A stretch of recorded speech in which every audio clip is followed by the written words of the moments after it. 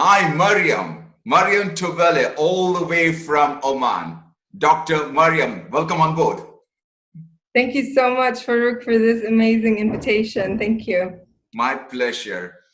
Maryam, you are a great speaker today, but I know from your story, because we have been friends for quite some time, that you had gone through deep pains in your life before you came to what you are today. So before we talk about your career, your profession as a speaker, as a coach, as a consultant, let's talk about when you were 24 years old, you had gone through a pain. And especially when you're too young, somebody puts a block on your life, it's too hard. Would you like to share the story with us, please? Yeah, it's quite an emotional story, but I'll try to make it short. At 24 years old, that was the start of my career as a dentist. And although dentistry is not really my ultimate passion, but I had the belief that if you're put in something, you have to do it perfect. Mm-hmm. So just after 1 year of experience, and I was already building on my career, I get into a boat accident. And after that boat accident, my health starts deteriorating. I wasn't very well diagnosed at the time, but I could feel a lot of numbness in my arm. It's my right arm. So basically that's what I use for my work as a dentist. And as everybody knows, as a dentist, so there's a lot of weight on your arm and your neck. So my doctors were advising that I stop dentistry and go for admin work for a bit, just until I recover, because it seems like the force was really strong. However, I was unlucky with the management because they weren't very understanding. They thought I was being lazy. I wasn't taking this work seriously. Until 6 months of pressure staying at work, my body started getting numbness from my arm to my right side, went down to my legs, until I reached 6 months later to an extent where I was almost partially paralyzed. And my parents got freaked out, and my uncle asked us to take me to the doctor because he's a neurosurgeon. So I had severe fracture in 3 discs of my neck that were getting worse and worse with time, that they were impinging on my spinal cord to an extent that I felt numbness and partially paralyzed. Before I leave, I was telling the management that I need to leave. And they were like, if you leave, you will not come back for management work because we don't have a place for handicapped people. And at that time, I was just starting my career. To somebody tell me that I am incapable and I cannot do and I won't be welcome back, that was like shutting the whole world in my face. I wasn't like now. I understand the importance of the abundance of opportunities. So he kind of shocked me when he said that, and he got me into tears because I felt like my whole life has been destroyed for a minute. Like, what am I going to do if I'm not welcome as a dentist? But for some reason, something in my heart said that this is not the end of the world, and prove him wrong. Prove that influential person on that desk in that office that he's wrong. I was like, I'm not going to come back to this place ever, this ministry. I'm not going to come. I'm not going to serve them ever in my life unless I come at a position that I can make a difference and nobody could boss me around and mistreat me. So I left the country. I started working on my capacity, went for my master's, started seeing a lot of potential in myself way beyond dentistry. I studied quality management and service development in healthcare so that I could be a person that could create an impact in the delivery of our services, since I cannot deliver it as a person, but probably through the management. And to my surprise, I started realizing that I have a lot of potential and I had a lot of limitations to grow in that quality management. And there comes the second pain, that I couldn't influence change because I couldn't speak. I was more like an introvert. So I had the pain of not being able to go to be a dentist, and I cannot really speak up my opinion, my ideas. I can't raise what changes we need to make because I was too scared to present. And through my rehabilitation for my neck, I was like, you know what? I can't live like that. You know, I keep on rejecting opportunities because I can't stand up and say what I want to say, and I want to create impact. It doesn't work. And to be honest, every time I stood to present, I start crying, and that was too weak, you know. And my parents used to always tell me, why do you, what happens to you? So on top of the pain in my neck, I was like, I had the other psychological pain of why can't I present myself? So a whole year after that, I started working on my public speaking skills. So I started attending conferences in the world after 6 months of training because I had a lot to share. To my surprise, one of the conferences in Dubai, a friend of mine, a dear friend of mine who was with me at the time I had the injury, he's like, oh my God, Maryam, you have developed so much. We need your expertise. We need somebody to help us in the ministry to create change in quality, and we have limited resources. I was like, I'm never coming back to that place. It's not a fair environment for me. It doesn't support me. So I just ignored that offer for 2 years. 2 years later, they called me up again and they said, Maryam, we're establishing a whole department, we need you. I was like, okay, I'm coming, but I have my conditions. So I go there, in my head, I'm going to reject the offer because I don't want to work for this kind of environment. I'm too motivated, I have a lot of potential. I don't want anything bureaucratic in my life. And to my surprise, my interview was with a jury in the same office that told me, we don't have a place for paralyzed, handicapped people, and we cannot accept you in this work. And in the interview, when we eventually agreed, and I took the offer because it was really good and it was aligned with my vision of quality improvement. I'm gonna cry because this is very emotional. They hire me and they tell me you start work. And when I started work, I was in the same office. Out of the whole offices in the whole ministry, I was hired in that office that told me we don't have a place for you. And I was there creating policies and guidelines to create a change in the same office that told me we don't have a place for you.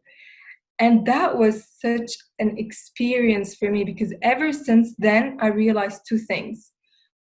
Nobody needs to tell you when to stop or what you're capable of and what you're not capable of. And two, no matter what challenges you go through at the time, they might seem heartbreaking. Probably they could stop your life for months. But smart thing is to confront it, challenge it, and be stronger and pass it. Let it be a journey that other people could learn from. Because now nothing stops me. Whatever challenges, and I'm still going through challenges, Farookh. I'm still going through a lot of challenges. But now the way I confront my challenges is a totally different spirit. So this has been, a journey of pain for like very powerful and great story. Number one, that we can learn that nobody else controls you. You are the one in the cockpit of your life. You are the pilot. You are the eagle. You got to fly. Sky is the limit. Don't allow anybody else to control you. You got to sit there. Everyone who's listening to this, understand what you have learned right now from Maryam. You take the control. You sit in the cockpit. It's your flight. It's your life. You decide what to do, how to do. Make sure that you respect value. You do have to respect value, but you have the complete control of your life. Maryam, now, before you told me about this story, you also said that you were not really interested to become a dentist. That came out of you. But what was your actual passion? And now you are a dentist. It was not your passion, but you are 100% you are dedicated to your job. That's absolutely sure. But there are a lot of people like you who have the passion, but for one reason or other, it could be for professional reasons, or maybe their parents asked them to do, rather than following their passion, they moved out and did something else, a different profession. Now, if you didn't have the job as a dentist, what was the little Maryam, the little baby Maryam inside you then and even now? What is that baby Maryam? That's a very interesting question because that was a quest for myself since I was studying dentistry. Mhm. And because I knew that I am not into the medicine field as medicine, as in I am a spirit, my main value is freedom. That is freedom of choice, freedom of giving, freedom of speaking. And dentistry for me is an amazing job and it's a good income job. But when it comes to what I love to do, it kind of suppresses my spirit. Why?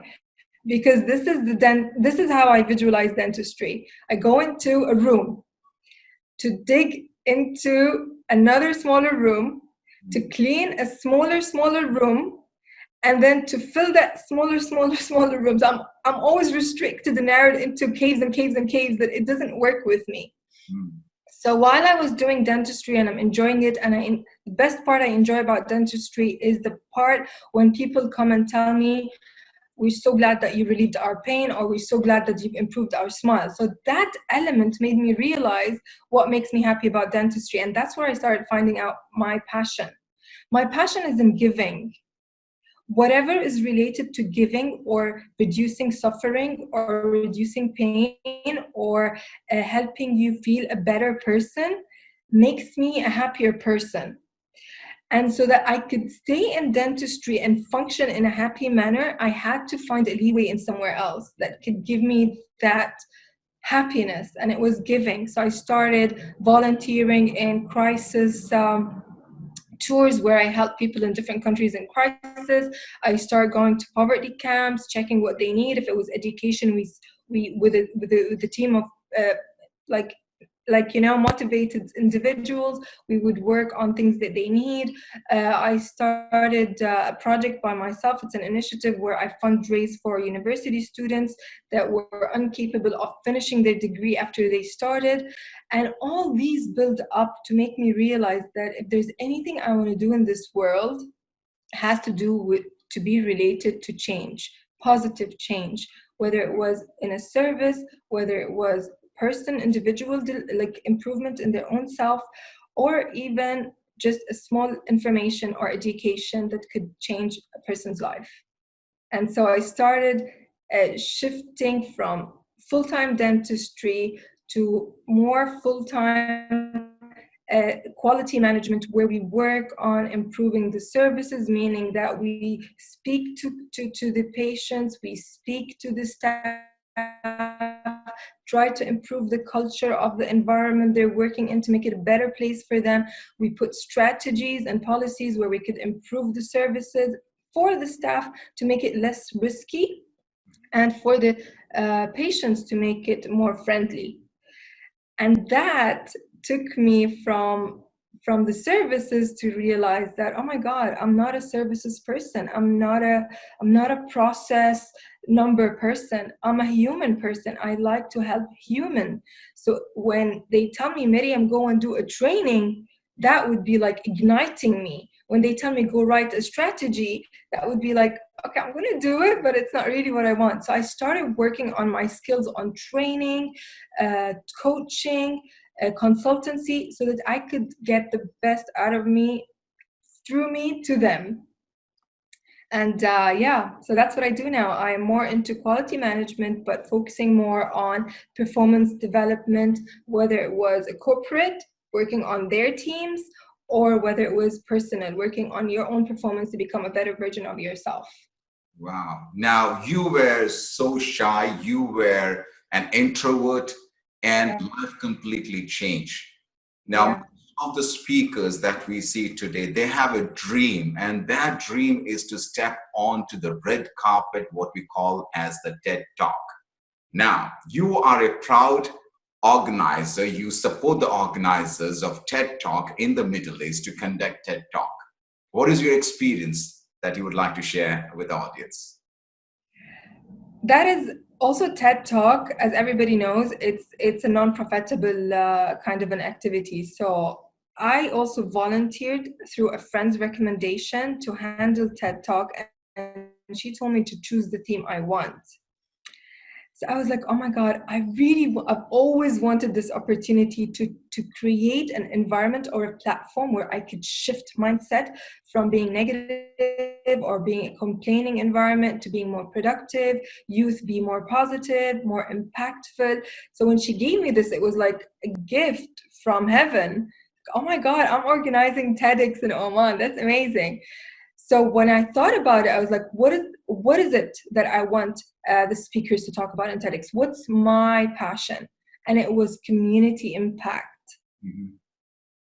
And when I raised it to my friend and the person in charge, he was like, this is amazing because we barely have this concept being raised in Oman, and community impact and community work in Oman is still very limited to the idea of donating money. And community impact is way beyond donating money, because donating money is momentarily, but impacting with a word or an idea or voicing your opinion is a long-term impact. And I was very happy that it was supported, and I was more happy when I started communicating with nominated speakers that did create an impact in different countries. And to be honest, dealing with these kinds of people gives you more motivation to confront your limitations. You know, your own limitations, like they could do it. Why can't I do it? They did this. It was a small idea, but they managed to influence a whole world. I could do it. So I started realizing two things. One is about dealing with impactful people. It kind of rubs on you and you start wanting to do the actions rather than just have the ideas. And the other thing I liked about organizing TEDx, which is not easy because it's a franchise, you need to have and maintain certain standards, you have to be aligned with everything that they're saying in terms of rules, guidelines, and creating a team is not easy. Leading a team is not easy because they're all volunteers. This is their free time. You're not paying them, but yet they're coming because they're passionate about helping. So you try to accommodate the team, try to motivate them to be there for you when you need them. That is not an easy experience. And I found that in itself is a big, big lesson about leadership and teamwork spirit. And TEDx is like, yeah, I know it's everybody looks at it from the outer side that you speak on stage to impact people, but the work behind it is a whole school of learning. And I'm so proud to be part of that team. They're so helpful. They're very supportive, and it's growing. We started off TedxMuscat Women. It started off. That's from my friend. She's handling that, and she started off with a 300 audience. She encouraged me to start the community one. We started off with 250, and then a year later, she boosted to 600 and I boosted to 600 just because of one session that we did, regardless of all the resistance and difficulties to run it. And that shows that people are, so my take of that is that people are looking for platforms that could help them improve, that could help them see light at the end of the tunnel, that could help them see other people's success stories so that it could rub a bit of hope in them. And that makes me really happy.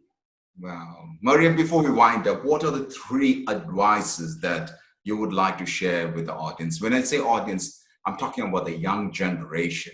What's the 3 advice? I would say one major point that I got from all my challenges, and major challenges for me are always health. Like now I have a knee injury, can barely move. Now I'm slightly recovering. Before it was my disc, before it was my ankle. So it's always about body limitations to do work for me.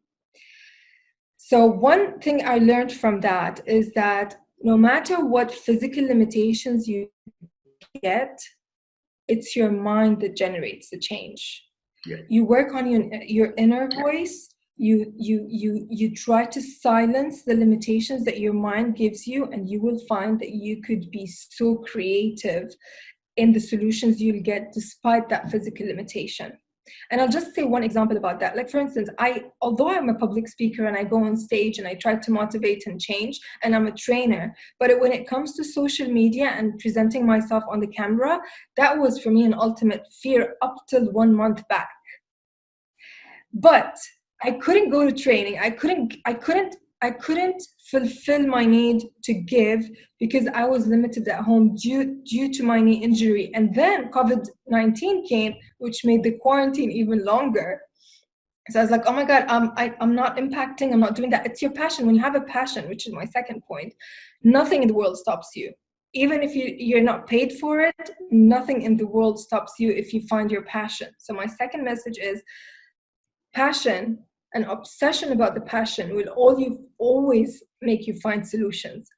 So despite my fear of the physical limitation and my fear to impact, I decided to confront my fear because of my passion to impact, and I created a show on Instagram. We are wrapping up the season now, and the title of it in Arabic is Inta al-Hal, but it means solution is you.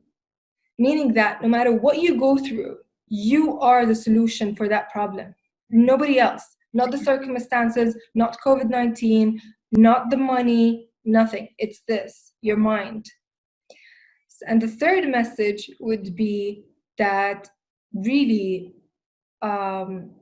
you could really create the life you want by believing in yourself. If you believe in yourself, it might take time and there might be fears and challenges on the way, but they're all making you stronger. So just to wrap them up, challenges, the physical challenges are not what's going to stop you. It's your mind and your inner voice. Change your inner voice, you change your reality. The second one, if you find your passion, and I really encourage everybody listening to me to sit with yourself and reflect during quarantine. What is it that you love to do even if you're not paid for it? Because that's your passion and you're going to excel. And the third thing is that you create your own reality by believing in yourself. And the challenges are only there to make you stronger to reach to your goal, but you need to know what is it that you want. That's what I think I have for them. That's a great lesson to everyone who is watching this, irrespective of whether you are young or old. She had to go through a lot of ditches in her life and see she is a fighting champion. She is a warrior. My dear friend, Maryam, all the way from Oman.